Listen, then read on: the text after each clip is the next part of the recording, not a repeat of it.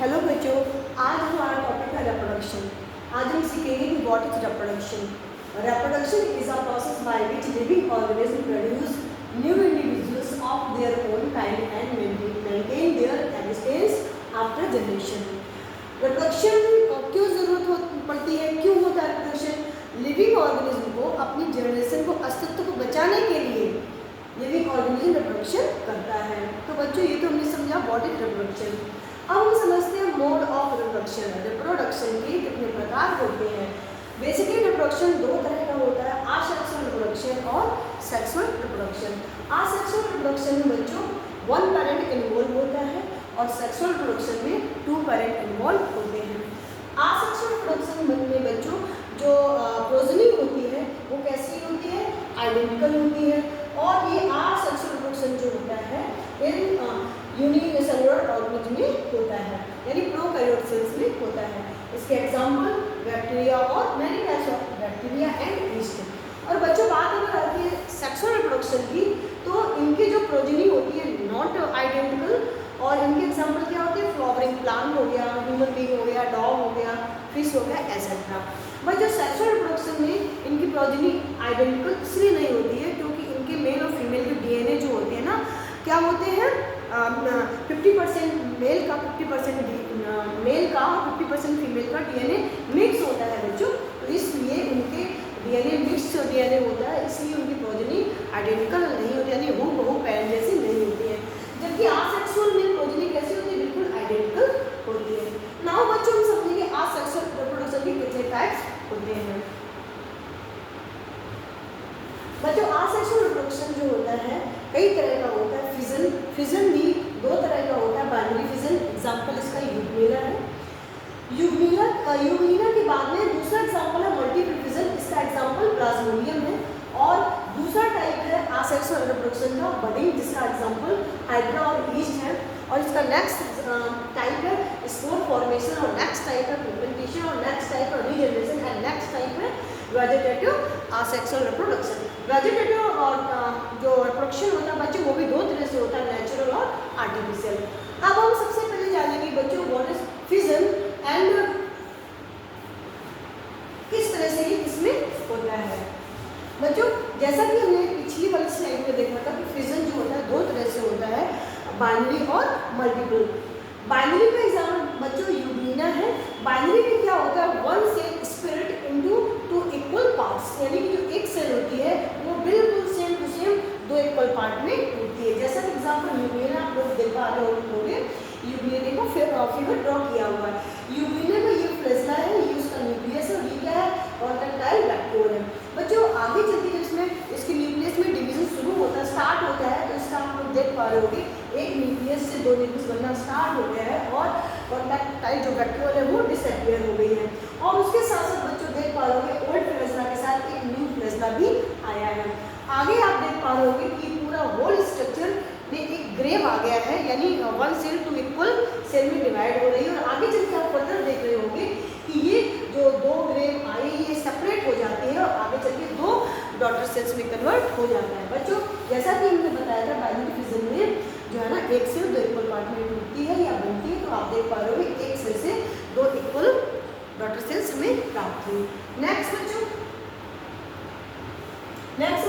आगे आता है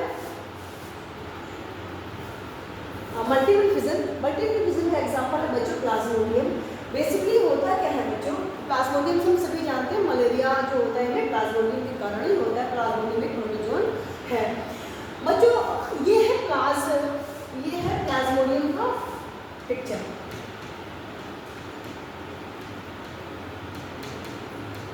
ये प्लाज्मोडियम है, और ये प्लाज्मोडियम जो है किसमें है? लीवर सेल में है।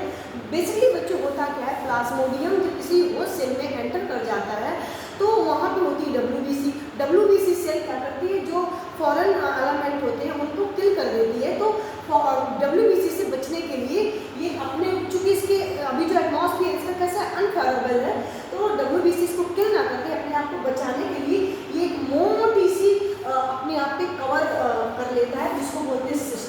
एक मोटी सी लेयर की कवरिंग करता है, जिसको क्या बोलते हैं? सिस्ट। अर्थात ये अपने आप को मोटी सिस्ट कवर में प्रोटेक्ट कर लेता है। फिर आगे आप देख पा रहे होंगे बच्चों, ये लीवर सेल है, ये क्या न्यूक्लियस है। फिर बच्चों आप देख पा रहे होंगे कि न्यूक्लियस ने मल्टीपल डिवीजन स्टार्ट किया है। देखो एक न्यूक्लियस है और अलॉट ऑफ नंबर्स में न्यूक्लियस क्या हुए हैं, डिवाइड हुए हैं। लेकिन बच्चों यहाँ पे साइटोप्लाज्म डिवाइड नहीं होता है।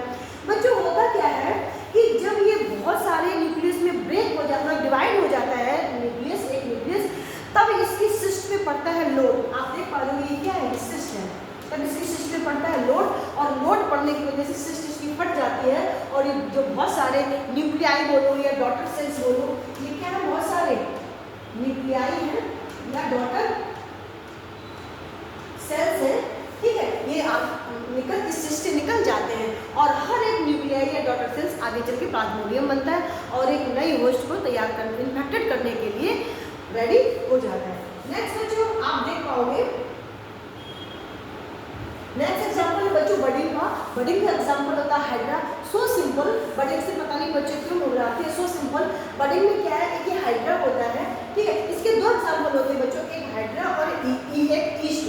हाइड्रा में क्या होता है, हाइड्रा एक ये ऑर्गेनिज्म है, पेरेंट ऑर्गेनिज्म है। ये अपने ही बॉडी में एक छोटी सी बड़ी का अपने ही समान आइडेंटिकल बॉडी को निर्माण करता है। होल बॉडी जब बन जाती है तो वजन ज़्यादा होने की वजह से ये बड़ी क्या होती है, टूट जाती है, पानी में नीचे गिर जाती है। फिर ये अपने आप धीरे धीरे करके फिर ग्रो कर लेता है और एक न्यू हाइड्रा बन जाता है। अगर बच्चों ईस्ट की बात करें, आप लोग देख पा रहे होंगे ये ईस्ट का एग्जाम्पल है, ये ईस्ट है, और यहाँ आप देख पा रहे होगे ये इसका न्यूक्लियस और वैक्यूल है। आप देख पा रहे होगे आगे चल के वैक्यूल डिसअपियर हो जाती है, और ये एक न्यूक्लियस से दो न्यूक्लियस डिवीजन शुरू हुआ, दो न्यूक्लियस बने, और दो न्यूक्लियस आगे चल के दो डॉटर सेल्स में क्या हो गए, आगे बढ़ गए। आप देख पा रहे होगे ये एक सेल से दो सेल बने, एक न्यूक्लियस ये, एक न्यूक्लियस ये। अभी थोड़ी देर पहले हमने पढ़ा था, क्या पढ़ा था कि जो ये बडिंग है या बाइनरी है, इसका क्या होता है रोल, एक सेल से दो सेल में डिवाइड होते हैं। नेक्स्ट बच्चों अगला है बच्चों आसेक्शन में स्पोर फॉर्मेशन। बच्चों स्पोर फॉर्मेशन में आप जरा यहाँ पे थोड़ा धीरे धीरे समझिएगा, थोड़ा सा यहाँ पे समझने वाली बात है।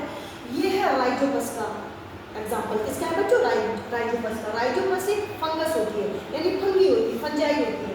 राइजोपस में बच्चों ये क्या है, स्पोर है। स्पोर इनका रिप्रोडक्टिव ऑर्गन होता है। क्या होता है, रिप्रोडक्टिव ऑर्गन होता है।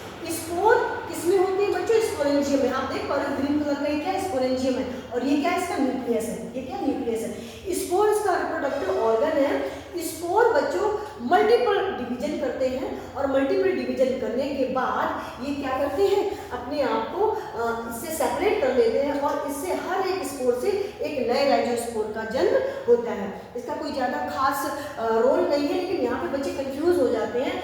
यहाँ पे जो इनका आसेक्सुअल रिप्रोडक्शन होता है, या बोले तो स्पोर के द्वारा कैसे आसेक्सुअल रिप्रोडक्शन होता है, वो ऐसे ही होता है बच्चों। स्पोर का फॉर्मेशन कहाँ होता है, स्पोरेंजियम में होता है, और स्पोर मल्टीपल डिवीजन करते हैं, और जितना मल्टीपल डिवीजन करते हैं आगे चल के स्पोरेंजियम क्या होती है, फट जाती है, फट करके स्पोर बाहर आ जाते हैं, और हर एक स्पोर एक न्यू राइजोपस को जन्म देता है।